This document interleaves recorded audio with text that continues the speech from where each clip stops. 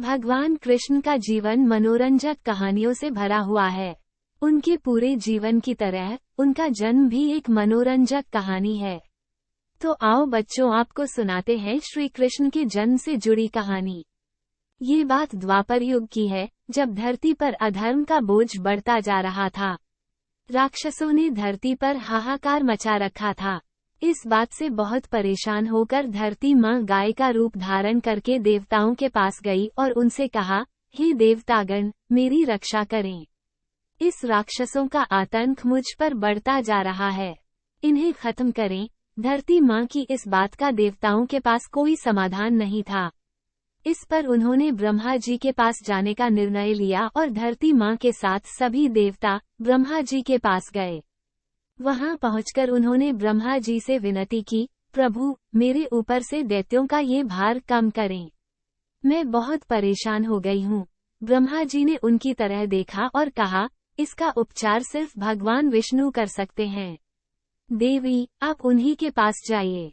ब्रह्मा जी का कहा मानकर उनके साथ धरती माँ और सभी देवतागण भगवान विष्णु के निवास क्षीर सागर पहुँचे। उस समय वो शेष नाग पर लेटे हुए आराम कर रहे थे। वहां पहुंचकर सभी ने उन्हें प्रणाम किया और पूरी कहानी सुनाई। पूरी कहानी सुनकर भगवान विष्णु ने कहा, हे देवी, परेशान न हो। मैं मनुष्य के रूप में पृथ्वी लोक पर अवतार लूंगा और पाप को खत्म करूंगा। उनकी यह बात सुनकर धरती माँ खुशी खुशी वहां से चली गईं। इधर मथुरा में राजा उग्रसेन राज किया करते थे। वे दयालु राजा थे, लेकिन उनका बेटा कंस बहुत अत्याचारी और लालची था। उसे राजगद्दी का बहुत मोह था। एक दिन उनसे अपने बल से राजा उग्रसेन को सिंहासन से उतारकर जेल में डाल दिया और खुद राजा बन गया। लेकिन कंस अपनी बहन देवकी से बहुत प्यार करता था। एक दिन देवकी की शादी राजा शूरसेन के पुत्र वासुदेव के साथ हुई।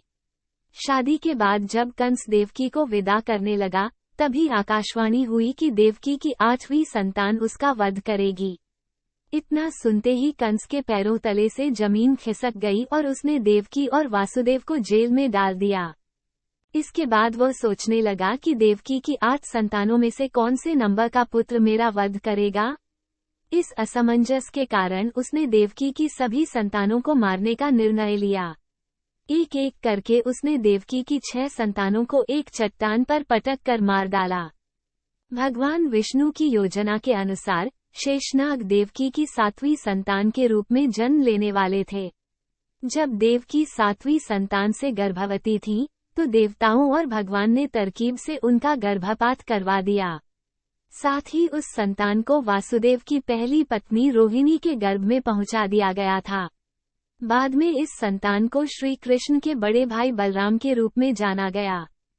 इसके बाद भाद्रपद के कृष्ण पक्ष की अष्टमी को रोहिणी नक्षत्र में देवकी की 8वीं संतान ने जन्म लिया। उसके जन्म लेते ही सारे सैनिक अपने आप सो गए। देवकी और वासुदेव की हथकड़ियां खुल गई और जेल के दरवाजे भी अपने आप खुल गए। उन दोनों को कुछ समझ नहीं आ रहा था और तभी आकाशवाणी हुई कि इस पुत्र को गोकुल में नंद बाबा के यहाँ छोड़ आओ। उन्होंने ठीक वैसा ही किया।